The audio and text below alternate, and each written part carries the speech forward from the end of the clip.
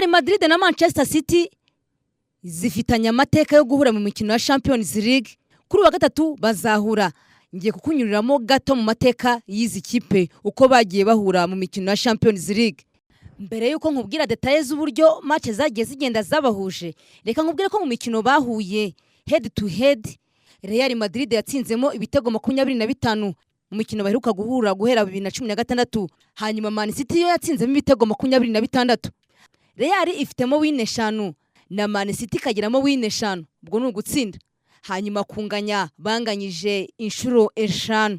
Reka noneho nyure muri details z'imikino yagiye bahuza uko yagiye igenda nuko yagiye irangira. Sazo ya 2012 na 2013 aya makipe yombi yahuriye mu matsinda.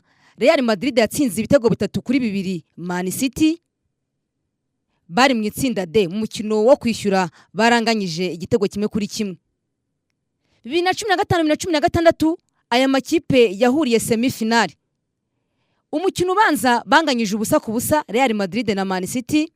Bari bakiniye kwa Man City banganya ubusa ku busa, hanyuma kwa Real mu mukino wo kwishyura Real Madrid itsinda Man City igitego 1-0. Real Madrid irakomeza. 2019-2020 nabwo barahuye muri round ya 16, aho umukino wa mbere bawukiniye kwa Real Madrid. Man City itsinda Real ibitego 2-1, hanyuma mu mukino wo kwishyura Manchester City isubira Real Madrid irongera igitsinda ibitego 2-1. 2021-2022 bongeye guhura semi-final. First leg bakiniye kwa Man City. Man City itsinda Real Madrid ibitego 4-3, hanyuma mu mukino wo kwishyura Real Madrid itsinda ibitego 3-1 ikipe ya Man City. Icyo gihe Real Madrid yakomeje kuri aggregate ibitego 6-5.